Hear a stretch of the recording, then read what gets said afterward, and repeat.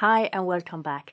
I'm Cecilia, and in this video I'm going to talk about academic writing style and what we need to think of when we edit and proofread. The goal should be a text that's clear, concise and easy to follow, and we want the reader's attention to be on the topic rather than on something else. In other words, we want to write elegantly, but in a way that doesn't direct the reader's attention away from the topic and argument. When we edit and proofread for language, one of the first things we often do is to check how the sentences we've written look. We want them to be grammatically correct, of course, but we also want them to look a certain way. For example, we want them to be complete sentences, in the sense that they have both a subject and a predicate. The subject tells us who the agent or actor is, in other words, who does something or causes something to happen, while the predicate tells us what happened. Elements that lack either a subject or a predicate are called sentence fragments.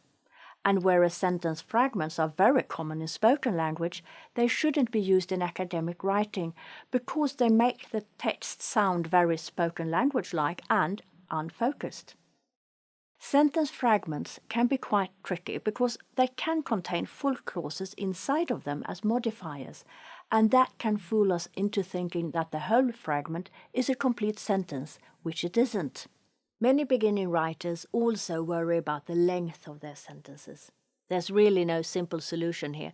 Your sentences should be long enough so the text does not look choppy, but they shouldn't be too long because then your reader will get lost. A good rule of thumb is to aim at one main clause and one or two subclauses in the same sentence, and to vary the length of sentences a bit, as that will make the text easier to read.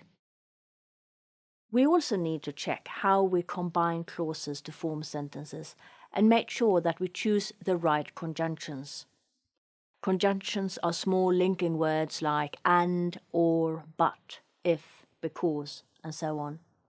It's important to use the right conjunction, because we don't want to end up implying, for example, a cause and effect relation if there isn't one. We should also make sure that we vary the conjunctions we use.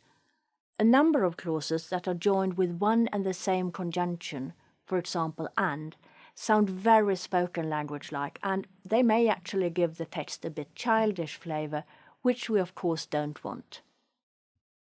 A sentence like, I went home and ate, and then the telephone rang, and it was my grandmother, and she wanted to know how I was doing, is much better if we divide it and get rid of most of the conjunctions.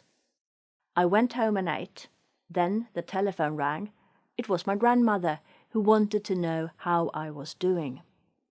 Editing and proofreading a text for style also means that we need to check for places where we may have used unnecessarily complex or wordy expressions and replaced them with more precise alternatives. There are expressions that may sound grand and we may think they make our text more elegant and somehow more academic, but the truth is that they often make the text just more difficult to read. As many of these expressions are also vague in meaning, they contribute very little to what we're trying to say. Examples of complex and wordy expressions that we need to watch out for include nominalizations. Now, these are words where a verb has been turned into a noun with the help of an ending of some kind. Because every sentence still needs a verb, we then need to come up with another verb and usually some articles and prepositions as well to make up for the verb that we lost by turning it into a noun.